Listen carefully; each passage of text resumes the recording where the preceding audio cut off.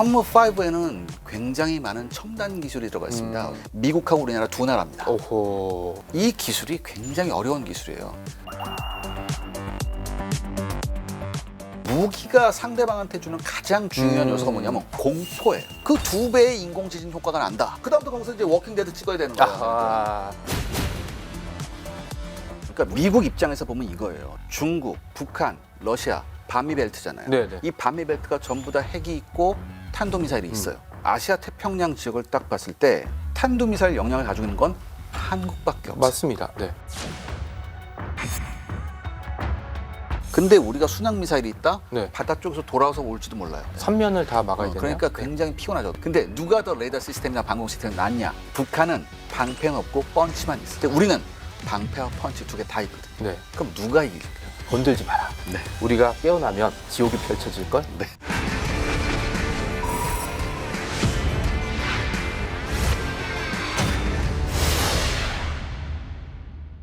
전 세계 방산 시장의 새로운 강자로 떠오른 K방산. 세계가 주목하는 자랑스러운 K웨폰을 파헤치는 시간. 리얼폰 K. 오늘 이세한 기자님과 함께 방송하게 된 것도 정말 영광이긴 한데 리얼웨폰 K에서 저희가 다뤄야 될 게 바로 그 무시무시한 괴물 현무5입니다. 아, 현무가. 네. 미사일 개발 역사에 대해서 얘기를 하려면 신기전부터 얘기를 해야 되고 싶은데 오늘은 그건 아니고 대한민국의 미사일 하면 대표적인 게 바로 이제 현무라고 네. 부를 수 있고 이 현무5가 그냥 나온 게 아니었거든요. 이 미사일 개발의 역사가 어떻게 시작됐는지 그리고 우리가 어떤 길을 걸어왔는지에 대한 네. 얘기들을 좀 드릴 텐데 여러분의 구독과 좋아요 그리고 알림 설정이 우리들을 살리는 그리고 이제 그 유튜브라는 괴물에서 우리를 보호하는 좋은 무기가 될 거라고 믿어 의심치 않습니다. 네.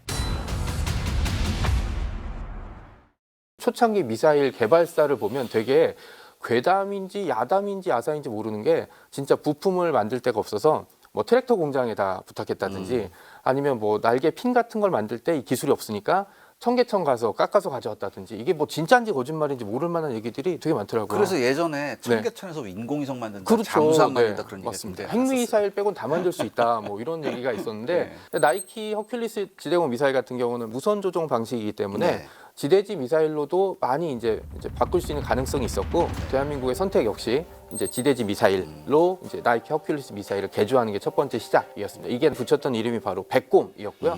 7번째 뭐 미사일 보유국이 됐다라고는 돼 있었는데 사실 그런 걸 따질 만큼 한가한 시간은 아니었어요. 그렇죠. 78년 9월에 처음에 시험 발사를 성공하긴 했지만 뭐 실전 배치까지는 이르지 못했습니다. 왜냐하면 이제 79년도에 대한민국의 정세가 급변하게 되잖아요.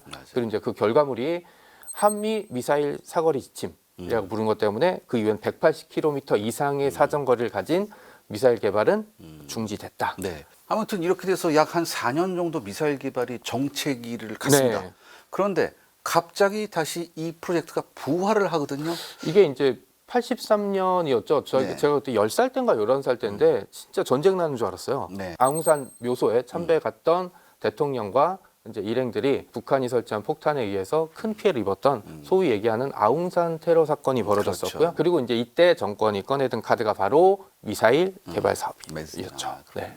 그러면서 이제 현무라는 이름이 붙은 이제 미사일로 다시 이제 만들게 됐는데 이제 개발진이 다시 모여서 이제 개량을 해서 현무1이 개발이 됐고 87년 10월 1일이었나요? 네, 그때 국군의 날에 처음 공개가 됐습니다. 이제 현무 시리즈가 계속 나옵니다. 맞습니다. 현무 네네. 시리즈가 계속 나왔고 사실 현무 1, 2 같은 경우에는 현무 1은 굉장히 과도기적이었고 그렇죠. 네, 현무 2부터 본격적이었는데 그런데 현무 시리즈를 잘 보면 대부분 탄도미사일이거든요. 네, 네. 근데 현무 3는 특이하게도 순항미사일입니다. 아 여기도 진짜 헷갈리는 게 네. 탄도 미사일은 뭐고 순항 미사일은 뭐고 왜냐하면 둘 다 뒤에 미사일 달려 있는데 하나는 네. 탄도, 하나는 순항. 네. 요거 차이점은 뭔가요? 탄도미사일은 보통 우리가 알고 있는 미사일, 네, 그죠. 즉 포물선을 그리면서 네, 나가서 네, 땅 네. 목표물을 네. 때리는 거고요. 머리 위에 떨어지는. 예. 네. 그래서 이 탄도미사일은 사실 우리가 얼마 전까지만 해도 한 20년 전까지만 해도 탄도미사일은 그렇게 명중률을 엄청나게 기대하지 못했었어요. 아 스커드 미사일 같은 경우도 네. 쏘긴 쏘지만 어디 떨어질지 아무도 모른다. 뭐 이래서 더 무서운 그렇죠. 거였잖아요. 이제 공산오초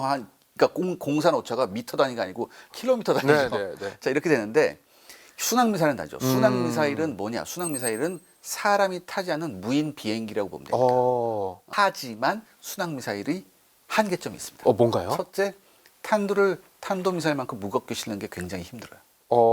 비행기이기 때문에. 비행기이기 예. 때문에. 두 번째 비행기이기 때문에 속도가 훨씬 느리죠. 아, 탄도미사일은 네. 팡 쏴서 내려올 때 약간 가속도도 붙고 네. 그리고 무게 때문에 빨리 떨어지지만 비행기는 보통 마하 10에서 왔다 갔다 합니다. 마하 그러니까 10이면? 막는 쪽에서 굉장히 힘들어요. 네. 네. 점으로 맞춰야 돼요. 요격을 하려면.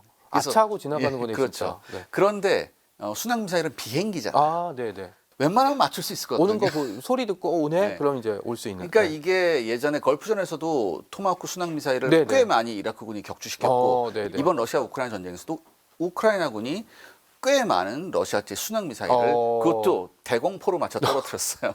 그게 수상 미사일과 탄도 미사일의 근본적인 차이 네. 때문에 가능한 거였구나. 그다음에 네. 탄도미사일은 사거리가 제대로 나오죠. 뭐 사거리 뭐 500km, 뭐 1000km짜리 탄도미사일이면 딱 거기 가서 떨어지는데 그렇죠. 이렇게 위에서 떨어지니까. 보통 네. 이제 순항미사일이 예를 들어서 1500km를 날아간다. 그럼 1500km 밖에 있는 목표물을 때린다. 이렇게 이해하시면 큰일 납니다. 보통 사거리를 절반으로 줄여야 돼요. 절반으로요? 예. 왜냐하면 그대로 비행기 같이 날아가면 네. 요격당하죠. 직선 비행하면. 예. 네. 그러니까 뭐야? 웨이포인트를 줘서 이렇게 돌아가야 돼. 이러다 보니까 실질적으로 사거리는 전체 사거리의 한 절반 정도가 유효 사거리다. 그래서 처음에 우리나라 현무 3 나왔을 때 네네네. 1500km에서 돌리니까 네네네. 뭐 베이징도 들어오고 다 네네, 들어온단 다 말이에요. 들어오죠. 네. 다 타격범 조금 다릅니다. 그래서 그때 막 중국이 울고 네. 막 미국이 떨고 이랬던 거는 사실은 아니네요. 우리나라가 무슨 무기를 개발하잖아요. 네네. 항상 네. 중국이 벌벌 떨고 일본이 눈물을 흘리며 네. 나머지 동남아 국가에서 우리나라에 와서 바짓가랑을 붙잡고 제발 팔아달라. 네. 요즘 중동도 추가됐잖아요. 예. 네. 그 조금 다르다. 그리고 이제 현무 3까지 얘기를 해주셨고 이제 현무 4로 넘어가면은 2017년에 미사일 사거리 지침이 또 개정이 됩니다. 사거리 800km 이상 고체 연료를 탑재한 로켓은 개발하지 않는다. 그래서 저는 이때 또 생각했습니다. 고체는 뭐고 기체는 뭐고 액체는 또 뭐야? 그러니까 보통 이제 탄도미사일에 연료를 주입할 때 네네. 액체 연료를 넣는 경우가 많았어요. 근데 액체 연료는 굉장히 이게 독합니다. 그래서 부식성이 강해요. 네네. 그래서 오랫동안 미사일 안에 연료 탱크에 넣어놓으면 부식해요. 탱크가 썩어버리는구나. 예. 네. 그럴 가능성이 있기 때문에 안전한 곳에 놔뒀다가 발사 직전에 주입을 합니다. 근데 주입할 때 시간이 오래 걸려요. 30분 이상 걸려요. 말이 30분이지 여러 가지 시장까지 하면 2시간이 넘게 걸릴 수도 있거든요. 근데 이렇게 미사일 발사 예비 단계의 시간이 많이 걸린다는 건 그만큼 즉응성이 떨어진다는 거죠. 그러니까는 미사일 발사 이런 명령을 내리면 버튼 누르면 날아가는 게 그렇죠. 아니라 연료 이렇게 해서 연료 꽂고 한 30분 40분 하면 뭐 인공위성에서 걸릴 수 있고 그래서 그렇죠. 네. 그러니까 상대방도 말씀하셨듯이 탐지할 수가 굉장히 그렇죠. 네, 그 네. 경우가 많아요. 그러니까 북한이 미사일을 개발하면서 계속해서 북한도 어쩔 수 없이 기술적 부족 때문에 액체 연료를 썼었거든요. 그래서 우리가 한동안 안심하고 있었는데 그렇죠. 네. 불과 몇 년 전부터 북한도 고체 연료를 쓰기 시작했어요. 고체 연료라는 건 액체 연료 같이 이렇게 보관이 그렇게 까다롭지 않습니다. 고체 상태로 미사일 안에 넣어놨다가 언제든지 원하면 발사할 수 있거든요. 그건 글자로 네. 버튼 누르고 불만 붙이면 그렇죠. 날아가는. 예. 근데 북한도 이런 걸 이제 가게 되니까 우리가 더 골치가 아픈 거예요. 아무튼 우리가 이런 기술을 현무가 이제 시리즈가 발전하면서 네, 네. 우리도 이 기술로 가게 되는 거죠. 결국에는. 그래서 현무 4 같은 경우는 2.5톤 되는 네. 고중량의 미사일. 2.5톤이면 저의 한 3배 정도 되는. 네. 네, 제가 3명이 현무 4에 들어간 거잖아요. 탄도부에. 네, 그리고 이게 세 배라고?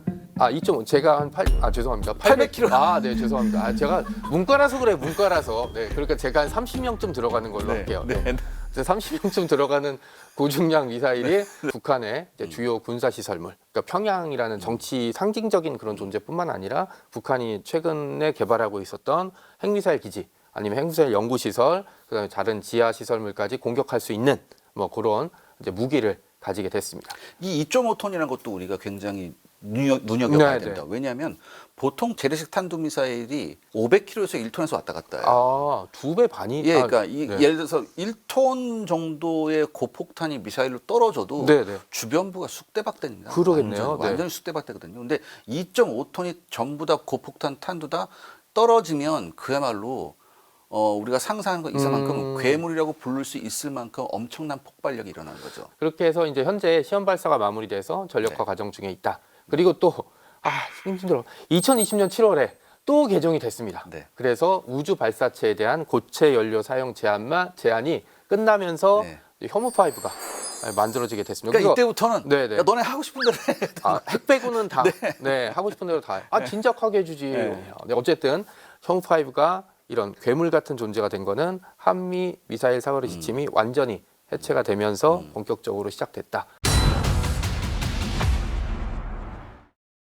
현무 4였나요? 4서부터는 그냥 약간 하나 둘 셋 하고 뿅 띄운 다음에 자기가 휙휙 하더니 어디로 가버리더라고요. 네, 이게 이제 발사 방식이 이제 앞에 거는 이제 한 런치, 뒤에는 이제 콜드 런치라고 이제 하는데 이게 그냥 핫이랑 콜드는 알겠는데 네. 이게 어느 쪽이 더 발달이고 어느 쪽이 장단점이 있는 건가요? 그러니까 이 원래 핫 런치는 우리가 보통 이제 우주항복선 네, 발사할 네, 때 네, 잘 네. 보면 밑에 연기 막 나잖아요. 불꽃도 엄청나더라고요. 연기 막 나는 게 그 연기가 자체 로켓에서 나온 연기도 있지만 여기에 네. 소화가스 같은 걸 뿌리는 거예요. 불러지 말라고? 물하고 이런 걸 뿌려요. 아. 그리고 그렇게 해요. 핫 런치에 의한 말씀하신 데미지가 좀 줄어들거든요. 지금 알았어요? 네.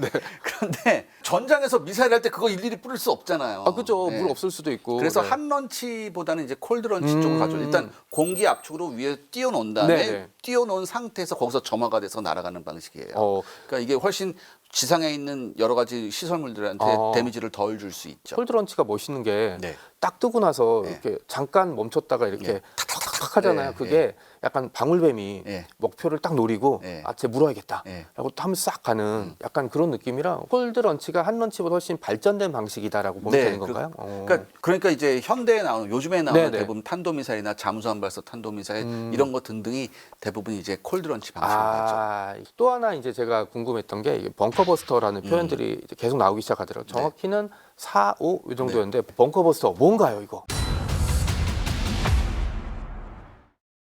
벙커버스는 그야말로 지하를 뚫고 들어가서 지하에 있는 구조물이나 건물들 여러 가지 시설물들을 완전히 박살내버리는 그런 거죠. 땅 위에서 터지는 게 아니라 네. 뚫고 들어가서 뚫고, 예. 이거를 미사일 만들기도 힘든 와중에 벙커버스터를 만든 이유는 사실 우리 다 알잖아요. 그렇죠. 우리 다 알잖아요. 뭐 저기 어디 북쪽에 땅 속에 뭔가 악당이 숨어 있어.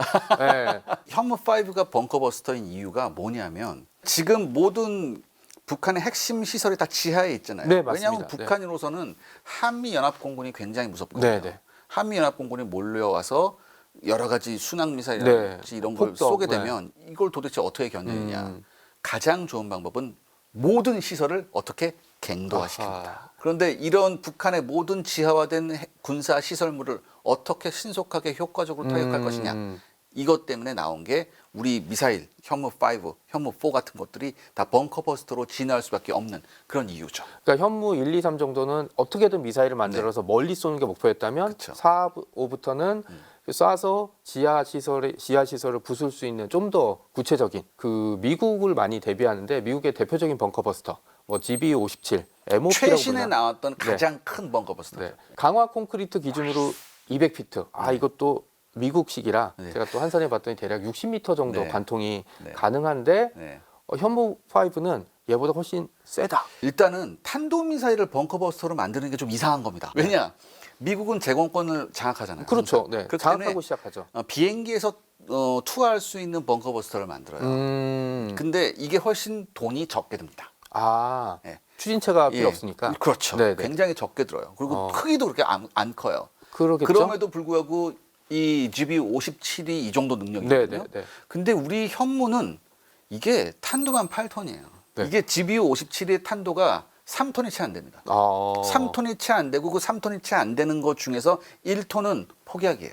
이게 벙커버스터가 어떤 구조가 되어 있냐면 벙커버스터는 앞에 엄청나게 단단한 쇳덩이가 있는 거예요. 뚫고 들어가야 되니까. 네. 이 엄청나게 단단한 쇳덩이가 뚫고 들어가고 그 뒤에 있는 폭약이 터지는 거거든요. 그런데 현무는 잘 알려져 있지는 않은데 네네. 그 탄도 8톤 중에서 폭약이 몇 톤일까? 전문가들이 막 해보니까 네네. 대충 한 2톤 같아요. 그러면 2배네요? 네, 미국의 GB57은 뚫고 들어가서 이 1톤의 폭약이 빵 터지잖아요. 네네. 이게 굉장한 생각보다 큰 인공 지진 역할을. 인공지진. 네. 그렇다면 인공 지진이 일어나면 어떻게 돼요? 지하 시설물들이 무너지겠죠. 가라앉죠. 네네. 무너지죠. 네. 그럼 거기에 있는 사람들이 어떻게 됩니까? 생매장. 네. 이게 확실한 방법이거든요. 아, 여러분 전쟁이란 건 굉장히 잔인해요. 그렇죠. 그래서 전쟁이 일어나지 말아야 네네. 되거든요. 근데 일단 전쟁을 하면 잔인해질 수밖에 없습니다. 그렇죠. 네. 네. 자, 근데 생각해 보세요. 2.5톤 탄두인데 1톤 폭약이고가 이 정도예요. 네. 곱하기 현무는 워헤드가 네. 탄두가 8톤인데 네. 2톤이 폭약이에요. 와. 나머지 6톤이 뭐라냐면 이 6톤이 어마어마하게 우리가 생각하는 것 이상으로 어마어마하게 단단한 쇠덩입니다.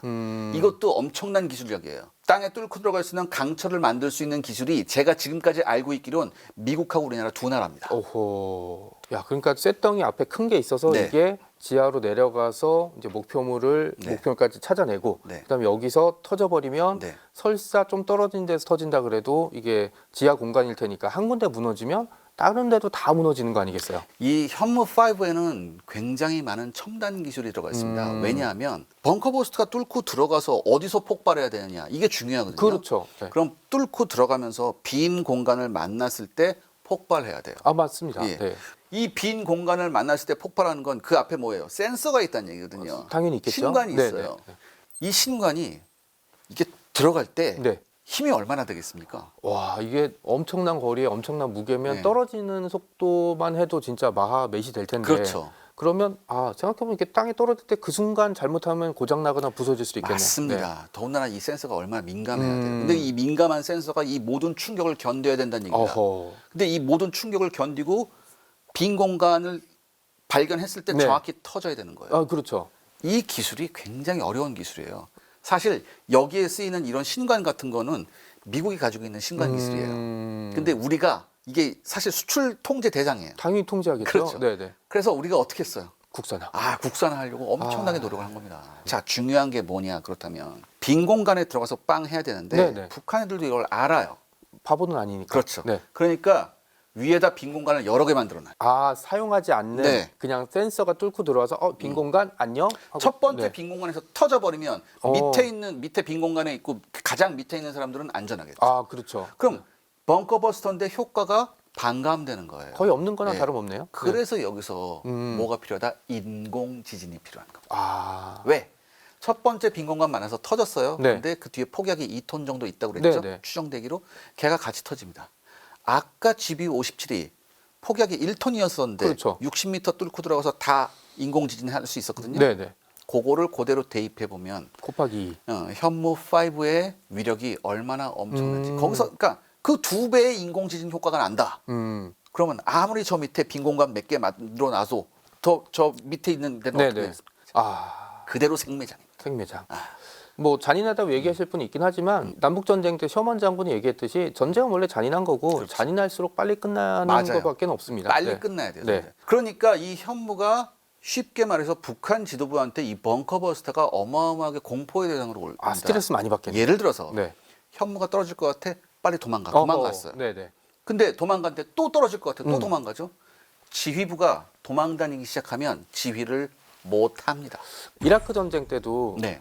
그 후세인이 네. 이리저리 도망 다니다가 지휘를 제대로 못했다. 맞아요. 이런 얘기가. 네. 어우, 좋은 말씀 네네. 주셨습니다. 그때도 그랬거든요. 음. 계속해서 쫓아다니면서 이러니까 네네. 지휘를 못한 거예요. 이게 약간 그 전성기 박지성 같네요. 네, 맨마킹 하면은 네. 하도 쫓아다녀갖고 그때 경기 끝나고 아마 쟤는 화장실까지 쫓아갔을 거야. 네. 네, 뭐 이런 존재. 이게 지금 이스라엘 헤즈볼라하고 전쟁에서도 네네. 헤즈볼라 지도부가 누가 되면 죽어요. 네. 너 할래? 오케이. 다음 날 죽어요. 네. 너 할래? 아니요. 이렇게 되거든요. 그렇죠. 네. 그 다음에 얘네들이 도망 다녀요. 그러다 보니까 지휘가 안 되니까 나머지 밑에 있던 헤즈볼라들이 이스라엘군 공격에 속수무책으로 좀 당하는 거예요. 그러니까 이 벙커버스터란 존재가 지휘부를 소멸시키는 역할도 있긴 네. 하지만 이 위력이란 건 누구나 다 알 테니까 그리고 아무리 그래도 지하에서 생매장 당하고 싶은 사람은 없을 거 아니에요. 정확합니다. 이게 네. 지금 무기가 상대방한테 주는 가장 중요한 요소가 뭐냐면 공포예요. 저거 안 썼으면 좋겠거든. 아하. 이렇게 되는 거거든요. 네네. 그럼 이제부터는 뭐예요? 네. 공포죠. 그러니까 야 뭐라도 해야겠지. 이제 오물 풍선 날리고 뭐 이렇게 하고 그러면서 야 뭐 안 무서워 하고 근데 이게 전문 용어로 혓바닥이 길다. 예. 네, 이런 거잖아요. 네. 이게 별거 아니면 그냥 넘어가는데 그렇죠. 이게 뭐 야 쫄리면 야 안 쫄렸어 겁 안 난다고 덤벼봐 하지 마세요. 네, 뭐 이렇게 되는 뭐 그런 그렇죠. 거잖아요. 그러니까 네, 이게 우리가 어떤 무기 체계를 만들었을 때 북한에서 발작 버튼을 눌렸다. 우리가 굉장히 좋은 무기를 만들었다는 뜻입니다. 그렇죠. 이게 어떻게 보면은 반사경 같은 네, 네. 그런 존재고 간혹 그런 사람이 있어요. 야, 미사일 만들려고 살금이 너무 많이 들어가. 근데 제가 싫어하는 누군가의 스트레스를 지속적으로 줄 수 있다. 뭐 나쁘지 않네요. 아무튼 이게 세금 말씀 굉장히 좋은 말씀 네네. 주셨는데 이 현무 같은 이런 무기 체계를 우리가 만들었다는 것은 우리의 세금이 굉장히 올바른 데 쓰여지고 있다는 것을 증명하는 겁니다. 뭐 저도 거기에 동의하는 게 사실 현무 미사일 너무 좋은데 저는 이게 실전에 쓰여져서 뭐 성능이 검증되는 걸 원하지는 않습니다. 그러니까 모든 무기는 네. 공포 효과가 있습니다. 그렇죠. 예. 네. 그러니까 그런 공포 효과는 네. 굉장히 현무가 시사하는 바가 크다. 아하. 네. 그리고 이제 각종 최첨단 기술들도 엄청 많이 들어가서 북한이 막 뭔가 재밍을 하려고 그러고 뭐 땅굴을 파도 이게 다 돌파해서 이제 현무5 미사일이 네. 상대방의 머리 꼭대기에 떨어질 수 있다. 저 그런 거 너무 좋아하거든요. 영화 보면은 네. 악당이 네. 잡을 테면 잡아봐 했더니 창문 좀 열어볼래? 네. 창문 열어봤더니 빠이 하고 이제 뭐가 날라오는 그렇죠. 걸로 엔딩 하는 네, 거 네. 되게 많잖아요. 네. 현무가 좀 그런 역할을 했으면 좋겠는데 네. 그거는 그냥 이럴 수도 있다라는 정도로 했으면 좋은 뭐 그런 생각이 좀 들고 있습니다. 그러니까 이게 네. 그 무서울 수밖에 없는 게 뭐냐면 초정밀로 타격할 수 있습니다. 결국은 내가 피할 곳이 없겠구나가 되거든요. 우리가 이 현무5를 개발하면서 제가 눈여겨본 게 소재 기술이에요. 엄청난 충격을 견뎌야 하는 센서도 그렇죠. 있지만 네, 네. 하지만 그것만큼 더 중요한 게 보통 마하 10으로 꽂히잖아요. 아우. 그럼 주변에 열이 엄청나게 나요. 미사일이 날아가야 되니까 이게 탄두부가 뾰족하고 네. 기니까 네. 속도가 붙을수록 더 이게 뜨거워지고 굉장히 그러네요. 무려 1000도까지 올라가요. 네, 네, 자, 네. 근데 이 안에 이제 센서나 레이더가 그렇죠, 들어가 되잖아요. 네. 근데 이 레이더나 센서가 그 열을 견딜 수 있어야 된단 말이에요. 생각해 보니까 그러네요. 얘기했던 뭐 센서, 뭐 레이더, 그 조금만 온도가 올라가도 이제 고장 나거나 작동을 안 할 때가 있잖아요. 그다음에 네. 계속 얘가 지상 관제소하고 신호를 주고받아야 돼. 그러니까 이 모든 걸 이 엄청난 악조건 하에서 다 모든 레이더 센서가 정상적으로 작동을 해야 돼요. 그러기 위해선 요것을 보호해주는 이 소재가 굉장히 중요합니다. 되게 역설적이네요. 미사일이라는 게 가서 잘 터져야 되는데 네. 터지기 전까지는 안에 있는 것들을 잘 보호해줘요. 그렇죠. 근데 이게 중요한 게 네. 우리가 그동안 우리가 여러 가지 모든 분야에서 기술이 굉장히 우리가 좋아졌는데 네, 네. 그 중에 하나에서 우리가 항상 아쉬웠던 부분이 소부장이에요. 특히 이 소재 부분. 네, 네. 소재에서 우리가 굉장히 후발주자예요. 그렇죠. 네. 예, 더구나 더 배가 아픈 게 일본이 소재에서는 딱 일본이랑은 일본이 굉장히 좋거든요. 가위바위보를 해도 지고 싶지 않은데. 예, 네. 근데 저거를 어떻게 해야 되지라고 했는데 네. 우리가 굉장히 많이 쫓아왔어요. 어허. 굉장히 많이 쫓아왔고 어떤 일부분에서는 이젠 일본하고 어깨를 나란히 할 정도입니다. 특히 야. 탄소섬유 분야에서 네네. 이거 있어요. 미사일이 되도록 가벼워야지 멀리 날아가요. 그렇죠. 네네. 특히 미사일 이제 추진부 같은 데 네네. 있죠. 노즐. 예, 네. 노즐 같은데 거기도 열이 엄청나요. 거기가 제일 뜨겁지 네. 않을까요? 어떻게 보면? 그러니까 어쩔 수 없이 여기에다 금속을 썼다고요. 쇠. 예, 네. 금속 이제 알루미늄 합금이나 네, 이런 네, 걸 해서 이렇게 했는데 할 수밖에 없었는데 이러면 필연적으로 무거워집니다. 그러겠죠 아무래도. 근데 우리가 탄소 섬유를 개발해서 여기 부분을 전부 다 탄소 섬유로 대체했어요. 그러면 열에 견디는 가벼운 소재네요. 그러니까 앞으로 이런 소재가 계속해서 발전이 돼서 이제 본격적으로 우리의 현무5뿐만 아니라 대부분의 미사일에 적용이 되면 미사일의 사거리가 훨씬 더 늘어나게 됩니다. 그러니까 북한이 가지고 있는 탄도 미사일 기술 중에 북한이 제일 고생하는 부분이 바로 이 소재 부분입니다. 여러 가지로 고생했으면 좋겠는데 그것만 고생을 하다니 좀 가슴이 아프네요. 그러니까 네.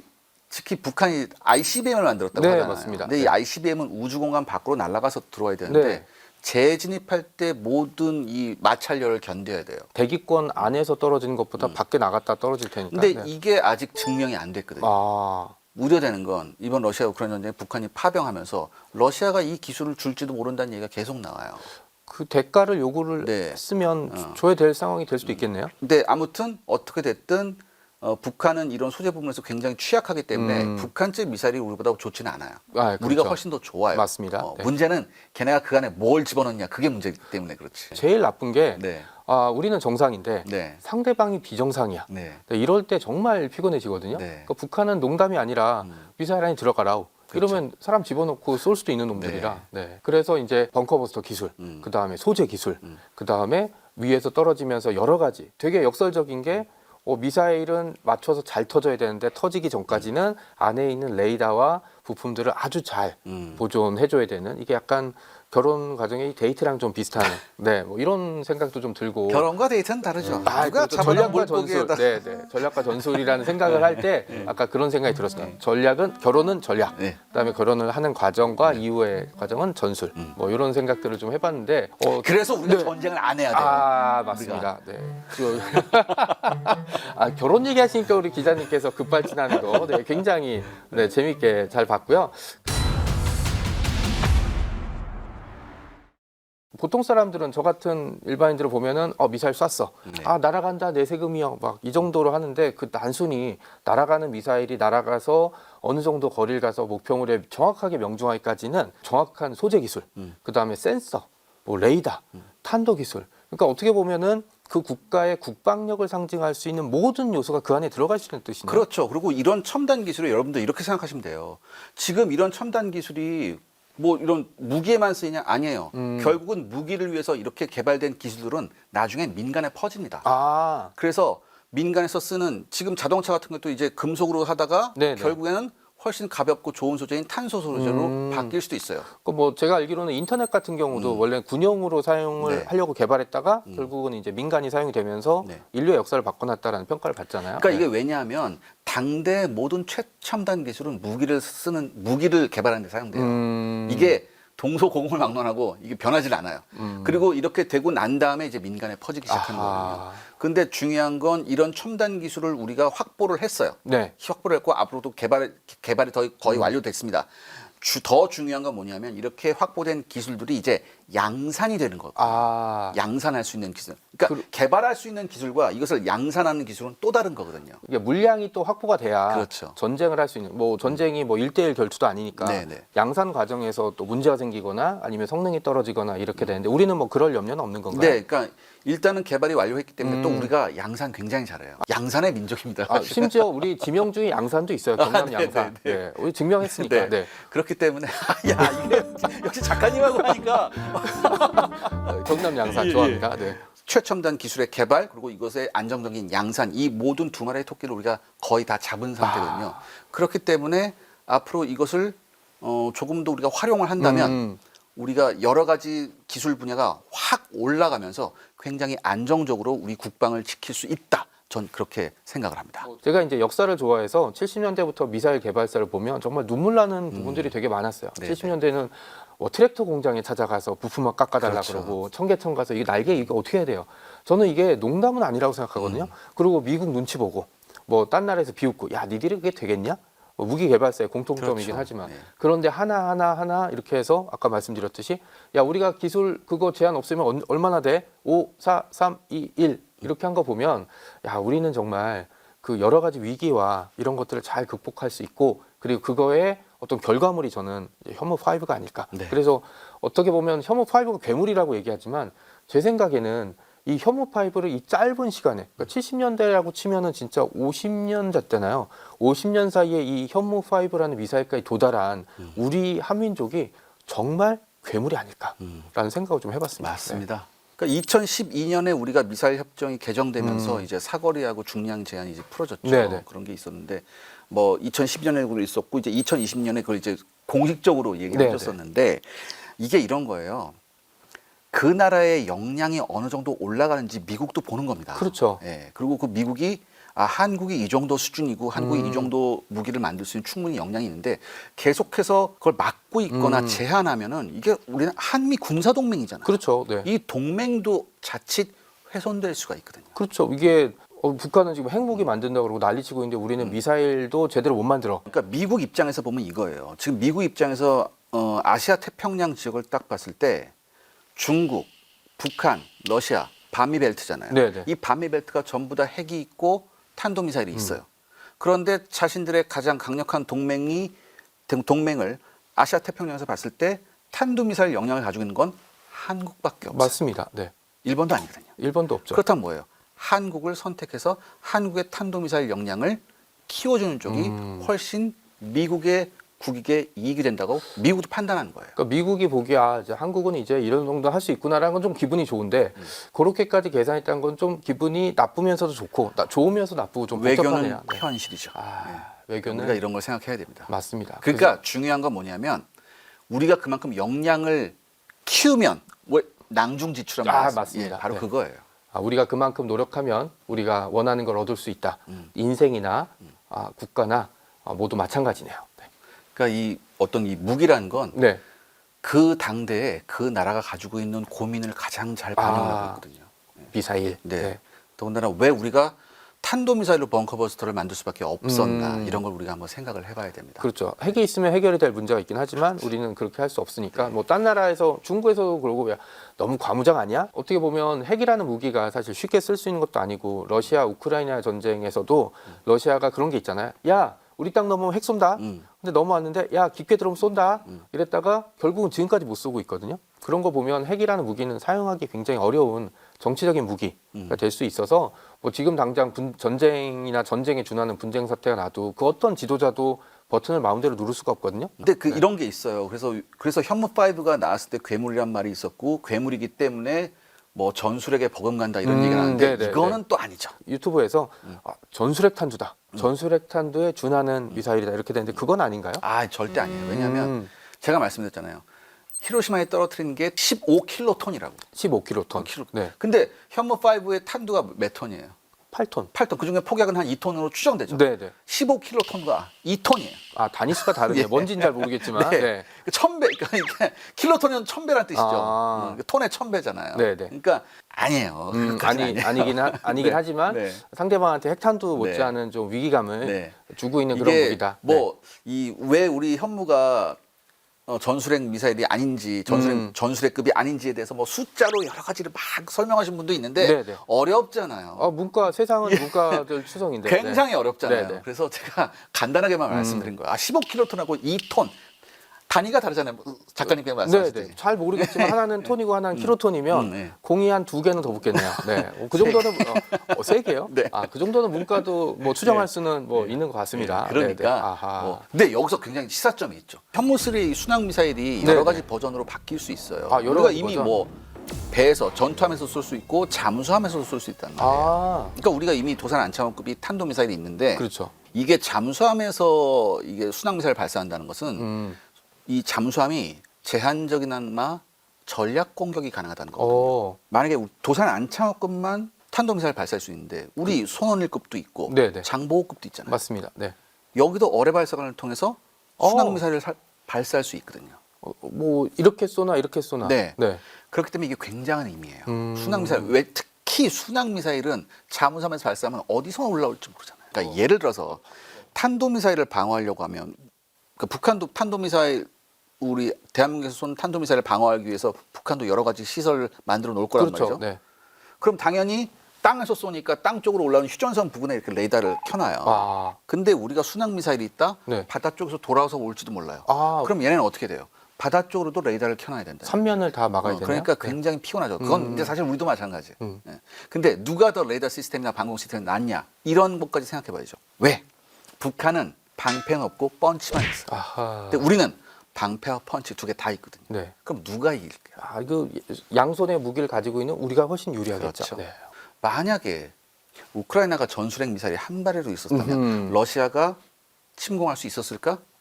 이런 생각도 한번 해보거든요. 그러니까 90년대인가에 그 우크라이나가 분리될 때 사실 우크라이나 지역에 핵무가 있었잖아요. 네. 그거를 강대국이 우크라이나의 안전을 보장하는 조건으로 해체시켰는데 이게 뭐 30년도 못 갔네요. 어떻게 보면. 그러니까 이런 여러 가지 것들이 엄청난 우리가 기술을 개발했고 엄청난 무기를 보였지만 딱 한 가지가 없는 우리한테 굉장히 큰 시사점을 주는 겁니다. 이게 어떻게 보면 활용 점정. 네. 이런 건데 여기에 대해서는 뭐 그 누구도 예측할 수 없는 지점들이 많기 때문에 뭐 우리가 지금 현재 다룰 수 있는 문제는 아닌 것 같습니다. 네. 저 그리고 현무5 그 영상을 보면서 또 궁금했던 게 그 미사일을 실었던 그 차량, 이 텔이라고 부르는 거 있잖아요. 바퀴가 엄청 많아서 처음에는 진해인 줄 알았어요. 네. 그리고 이게 길이가 20m? 네. 이게 건담보다 더 긴 것 같아요. 건담이 18m가 나오거든요. 예. 근데 그거보다 긴 게 누워서 가서 이거 운전하려면 진짜 힘들겠다라고 생각하고 있는데 갑자기 옆으로 가더라고요. 얘가. 그래서 처음엔 자동차 고장 났나? 이랬더니 그냥 바퀴가 옆으로 가서.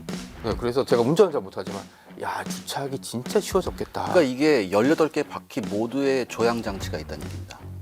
진짜 진해네요. 네. 그러니까 이걸 생각해 보셔야 돼요. 만약에 그렇게 큰 트럭이 앞에만 조향 장치가 있으면 이게 회전할 때 반경이 엄청나게 길죠. 근데 이 반경이 이게 모두 조향 장치가 있다는 얘기는 반경이 짧게 굉장히 좁은 폭의 도로에서도 갈 수 있다는 얘기예요. 이게 왜 중요하냐 하면 적국이 어떤 미사일을 만들었을 때 그 이동 차량이 어디까지 갈 수 있나를 적국의 지도를 놓고서 예측할 수가 있어요. 아, 예를 들어서 뭐 차량이 너무 길거나 폭이 네. 넓으면 폭보다 좁은 도로는 못 가는 거 아니에요? 그렇죠. 아, 비포장도 힘들고. 근데 저 정도 기동력이면은 보통 4차선 도로는 다 간다는 얘기거든요. 그럼 뭐냐? 우리나라 지도를 놓고 봤을 때 어디든 다 갈 수 있네 이게 돼요. 아, 4차선 도로는 굉장히 많이 있으니까. 그리고 심하면 한쪽 막으면 2차선도 못 가는 건 아니잖아요. 그러니까 북한 입장에서 우리가 이거예요. 우리가 북한 지도를 놓고 봤을 때 북한이 뭐 텔 실은 네, 미사일 네. 나오잖아요. 얘는 어디까지밖에 못 온다는 게 우리가 알 수 있어요. 그죠. 지도 비포장 위에 못 가겠지. 그러니까 네. 매핑을 딱 할 수 있거든요. 근데 우리 현무5 같은 이런 텔 같은 경우에는 이걸 매핑이 불가능합니다. 왜? 어허. 다 갈 수 있으니까. 아, 대한민국의 4차선 도로는 엄청 많으니까. 그러니까 네. 이게 굉장히 중요한 거예요. 그러니까 상대방으로 하여금 저 미사일이 어디서 날아올지 모르겠다. 그렇죠. 이 발사 원점을 확인해야 또 대응을 할 수 있는데 이게 경남 양산에서 쏠지 아니면 의정부에서 쏠지 그렇죠. 어디 쏠지 모르는 게 있고 또 한반도가 제가 또 22사단 출신이라 대한민국의 산악 지형에 대해서 빠삭하거든요. 아, 미쳤어요 진짜. 예, 이 좁은 도로와 이 엄청난 산에서 도로가 많지 않은데 이 남은 도로를 적절하게 활용할 수 있다. 그러면 이게 전쟁에서 쓸 수 있는 카드가 많다는 거는 이길 수 있는 가능성이 높아진다는 뜻이잖아요. 그러니까 북한은 도로 사정도 안 좋잖아요. 네네. 도로 사정도 안 좋고 이 텔이 또 하나에 최소 20억입니다. 아, 그렇기 때문에 비싸요. 그래서 네. 북한이 열차에서도 쏘고 저수지도 쏘고 그다음에 땅 파서도 쏘고 그러는 거예요. 네, 지금. 아. 여러 가지 왜냐하면 다 걸리니까. 네네. 또 어디든 돌아다니면서 쏘고 싶거든요. 얘네들도. 그렇죠. 근데 그게 안 되니까. 그러니까 여러 가지 탄도미사일 운용 면에서도 우리가 훨씬 북한보다 유리한 상황입니다. 아하. 이런 건 잘 얘기를 안 해줘요. 왜냐면 미사일만 그냥, 보니까. 네. 왜 괜히 그냥 북한이 미사일 많이 쏜데 어떡하지? 주가가 또 떨어지면 어떡해? 이런 네네. 얘기만 하거든요. 근데 여러 가지를 봤을 때 우리가 북한보다 훨씬 더 앞선 미사일 운용 능력, 미사일의 성능을 가지고 있다. 이거는 제가 우리 국민 여러분한테 시청자 여러분께 정확히 말씀드리고 싶습니다. 그러니까 단순히 미사일 성능도 중요하지만 아까 얘기했던 소재 기술, 그다음에 또 하나가 미사일을 발사할 수 있는 위치가 얼마나 많이 네. 있느냐. 네. 이게 또 전술적으로 굉장히 중요한 지점인데 네, 맞습니다. 역시 우리는 경제도 좀 북한보다 발전했고 네, 그다음에 네. 텔도 훨씬 좋네요. 그렇죠. 네, 그래서 그런 측면에서 훨씬 낫다. 그러면 이 현무5를 이제 이렇게 장점이 많고 정말 북한이 무서워할 수 있는 무기인데 개발됐다는 얘기는 뭐 들었거든요. 네. 근데 이제 또 개발이랑 뭐 양산 배치는 또 다르잖아요. 그러니까 양산에 돌입을 했습니다. 그래서 어. 연간 목표가 연간 70발 그리고 전체적으로는 한 200발 이상. 그러니까 잘 몰라요. 200발만 할지. 공이 어떻게 하나 할지. 더 붙을지. 예. 네네. 그러니까 저는 나중에 우리가 여러 가지 지금 구체적으로 세우는 계획들이 많거든요. 네네. 합동 화력함에서도 발수할 수 네네. 있는데 그 네. 합동 화력함에도 들어가게 되면 훨씬 더 만약에 합동 화력함이 구체화돼서 여기도 네네. 탑재가 된다고 하면 200발이 문제가 아니죠. 더 들어갈 수도 있죠. 네. 훨씬 더 많이 들어갈 겁니다.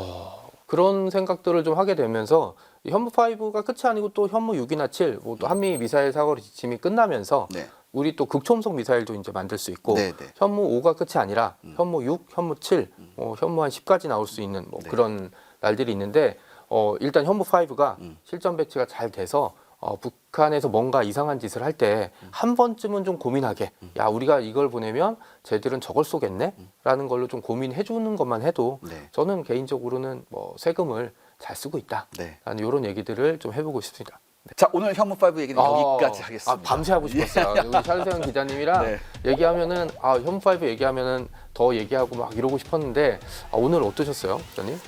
저도 굉장히 즐거웠고요. 작가님께서 이렇게 잘 맞춰주시니까 왜 이런 거 있잖아요. 방송을 같이 계속 하고 싶은 사람. 아유 감사합니다. 네. 그 얘기가 진짜인지 아닌지는 이제 다음에 이제 확인을 할 수 있겠네요. 왜냐하면 저는 온 거고 이제 모셔진 거고 뭐 이런 차이가 좀 있거든요, 사실. 왜 사람이란 게 만남이 있으면 또 헤어짐이 있고. 저는 그렇게 생각합니다. 그 현무5가 괴물이라고 불리잖아요, 몬스터. 네, 네. 근데 어떻게 보면 이 몬스터를 만들었던 우리가 진짜 야, 몬스터가 아닐까라는 생각을 해봤고요. 좋은 의미에서. 네, 좋은 의미예요. 그러니까 건들지 마라. 네. 우리가 깨어나면 우리 마음속에 있는 몬스터가 깨어나면 지옥이 펼쳐질 걸. 네, 요걸로 좀 저는 이제 마무리를 좀 해보고 싶고요. 우리가 계속 잘 나갈 수 있게 사람을 갈아놓는다는 표현은 진짜 잔인한 얘기긴 한데 우리가 그렇게 지내왔거든요. 아버님, 할아버님들이 그렇게 해서 우리가 그 대가를 그리고 그 이득을 얻게 된 거잖아요. 우리가 잘 유지하고 이어받아서 더 좋은 것들을 만들어서 우리 후손들에게 야, 우리가 이렇게 노력했으니까 너희도 열심히 해봐 라고 이렇게 물려줬으면 하는 바람이 있고요. 우리가 그렇게 하기 위해선 여러분이 우리 리얼FMK의 구독과 좋아요, 알림 설정 부탁드리겠습니다. 마무리 한번 부탁드릴게요. 네, 대한민국이 세계 4대 방산 강국이 되는 그날까지 저도 역시 응원하겠습니다. 감사합니다. 리얼 F1 K!